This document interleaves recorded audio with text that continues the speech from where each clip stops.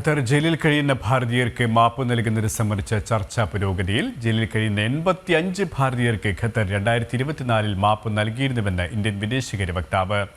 Qatar ജയിലിൽ കഴിയുന്ന നാവികരുടെ കാര്യം ഇപ്പോഴും കോടതി പരിഗണനയിലാണെന്നും വക്താവ് അറിയിച്ചു. ഐസൻ ജോസ് ചിരികൻ. ഐസൻ, നിർണായകമായ പല വിഷയങ്ങളിലും ധാരണയിലെത്തിയിരിക്കുന്നു. ഈ ജയിലിൽ കഴിയുന്ന 85 ഭാരതീയർക്ക് ഖത്തർ 2024 തന്നെ മാപ്പ് നൽകിയിരുന്നുവെന്നാണ് ഇന്ത്യൻ വിദേശകാര്യ വക്താവ് അറിയിച്ചിരിക്കുന്നത്. ഇതുമായി ബന്ധപ്പെട്ട് ഖത്തർ ജയിലിൽ കഴിയുന്ന നാവികരുടെ കാര്യം ഇതുമൊക്കെയായി ബന്ധപ്പെട്ട ചർച്ചകളും പുരോഗമിച്ചുകൊണ്ടിരിക്കുകയാണോ? തീർച്ചയായും സുരേഷ്, ഈ നാവികരുടെ മോചനം, അതായത് നമുക്കറിയാവുന്നതാണ് ഖത്തർ ജയിലിൽ കഴിയുന്ന മുതിർന്ന നാവികർ അത് സമുദ്രാതിർത്തി ലംഘിച്ചു എന്നൊരു വിഷയത്തിൽ കേസിൽ അകപ്പെട്ട് അവിടെ കഴിയുന്ന നാവികരുടെ മോചനം സംബന്ധിച്ചുള്ള ചില പ്രശ്നങ്ങൾ നിലനിൽക്കുന്നുണ്ട്. ആ പ്രശ്നം പ്രധാനമായുമുള്ളത് ഈ നാവികർക്ക് ഇപ്പോഴും അവിടെ കേസ് കോടതിയിലുണ്ട് എന്നതാണ്.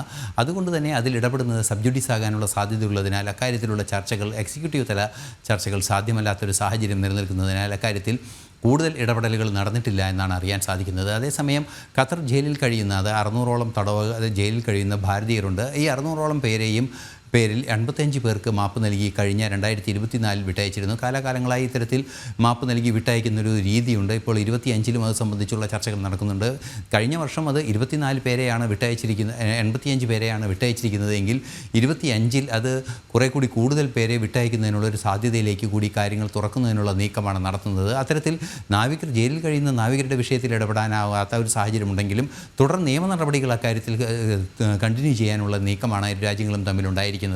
മാത്രമല്ല, മറ്റൊരു സുപ്രധാന വിഷയം എടുത്തു പറയേണ്ടത് അവിടെ ജയിൽ ശിക്ഷ വിധിക്കപ്പെടുന്ന കുറ്റവാളികൾക്ക്, അത് ഭാരതീയരാണെങ്കിൽ ഭാരതത്തിൽ ജയിൽ ശിക്ഷ അനുഭവിക്കുന്നതിനുള്ള സാഹചര്യം ഒരുക്കുന്നത് സംബന്ധിച്ചൊരു ധാരണയുണ്ട്. അത്തരത്തിലുള്ള കരാറുകൾ പല രാജ്യങ്ങളും തമ്മിൽ നിലനിൽക്കുന്നുണ്ട്. നിലവിൽ അത്തരത്തിലുള്ളൊരു കരാറിനുള്ള സന്നദ്ധത ഭാരതം അറിയിച്ചു കഴിഞ്ഞിട്ടുണ്ട്. പ്രത്യേകിച്ചും ഭാരതത്തിൻ്റെ ഇത്തരത്തിലുള്ള ജയിലിൽ കഴിയുന്നവരോടെ ഉള്ളപ്പോൾ ഭാരതത്തിലെ ജയിലിൽ അവർ തടവ് ശിക്ഷ, അവിടെ വിധിച്ച ശിക്ഷ ഭാരതത്തിൽ അനുഭവിക്കുകയാണെങ്കിൽ, അതിനുള്ള സാഹചര്യം ഒരുക്കുകയാണെങ്കിൽ സ്വാഭാവികമായും അവർക്ക് സ്വന്തം നാട്ടിൽ തിരിച്ചു വരാനുള്ള സാധ്യത കുറച്ച് കൂടുതലാണ്.